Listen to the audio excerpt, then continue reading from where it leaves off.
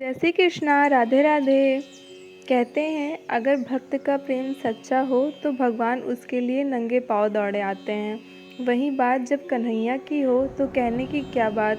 अपने भक्तों के लिए वह न जाने कितने रूप धरते हैं और कितनी ही अनगिनत लीलाएं कर चुके हैं, जिनका प्रमाण हमारे धार्मिक ग्रंथों में मिलता है। ऐसी ही एक रोचक कथा है जब कन्हैया ने अपने भक्त के लिए एक अनोखा काम किया। तो आइए जानते हैं इस बारे में विस्तार से।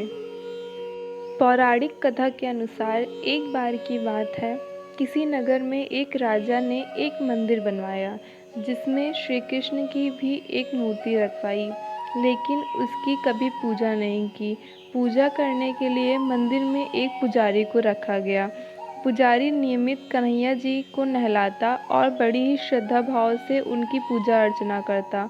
राजा भी रोज कान्हा जी के लिए एक फूलों की माला भेज देता था और जब वह दर्शन करने आता तो पुजारी उस माला को उतारकर राजा को पहना देता।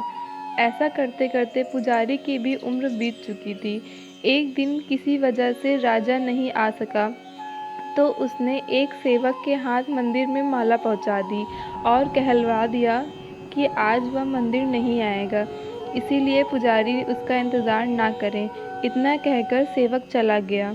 पुजारी ने हमेशा की तरह कन्हैया जी को माला पहना दी, लेकिन जब शाम हुई तो पुजारी यह सोचने लगा माला उतार कर किसे पहनाई जाए। उसने सोचा क्यों ना ये माला आज मैं ही पहन लूँ, वैसे भी मेरी उम्र हो चली है, जीवन का क्या पता कब खत्म हो जाए। इतना सोचकर पुजारी ने माला उतारकर अपने गले में डाल ली। लेकिन इतने में ही सेवक आ गया और उसने बताया कि राजा की सवारी मंदिर में पहुंचने वाली है। राजा की सवारी की आने की बात जब पुजारी ने सुनी तो वह डर गया। उसने सोचा अगर राजा ने उसे देख लिया तो वह तो मरवा ही डालेगा। आनन फानन में पुजारी ने माला उतारकर वापस कन्हैया को पहना दी। जैसे ही राजा अंदर आया तो हमेशा की तरह पुजारी ने माला कान्हा जी के गले से उतारकर राजा को पहना दी। लेकिन माला पर लगा सफ़ेद बाल देखकर राजा समझ गए कि पुजारी ने यह माला स्वयं ही पहनी थी। बस फिर क्या था, राजा क्रोधित हो उठे और उन्होंने गुस्से में पुजारी जी से पूछा कि माला पर सफ़ेद बाल कहाँ से आया। तब राजा की बात सुनकर पुजारी डर गया और बोल पड़ा, ये तो कन्हैया जी का है। अब तो राजा और भी क्रोधित हो गए क्योंकि कान्हा तो भगवान है, उनके बाल सफ़ेद कैसे हो सकते हैं।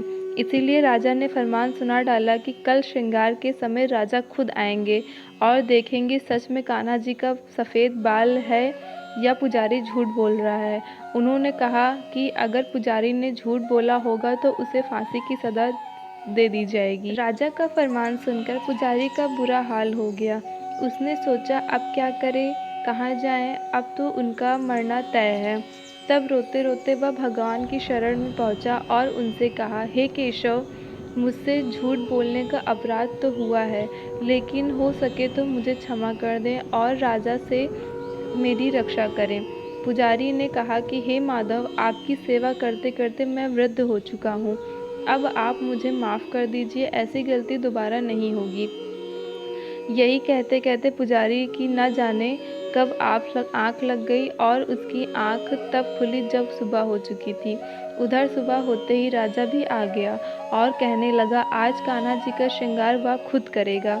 ऐसा कहकर जैसे ही राजा ने कान्हा जी का मुकुट उतारा तो देखा कि श्री कृष्ण के तो सारे बाल ही सफ़ेद हैं। लेकिन राजा को फिर भी यकीन नहीं हुआ। उसे लगा कि फांसी के डर से पुजारी ने ही बालों का रंग दिया होगा। राजा ने सोचा क्यों ना कन्हैया जी का एक बाल तोड़कर देखा जाए।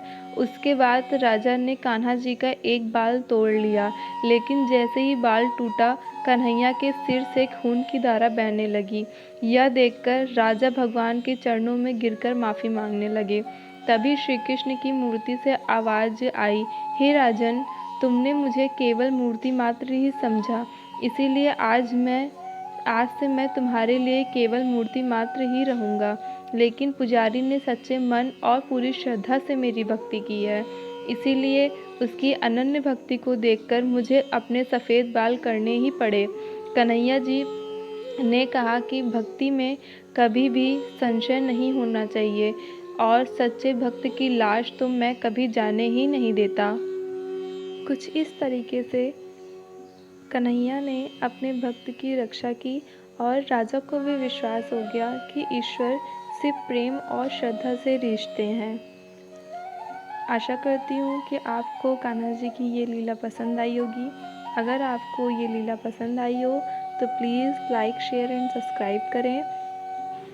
Thank you. राधे राधे। सभी लोग खुश रहें। जय श्री कृष्णा।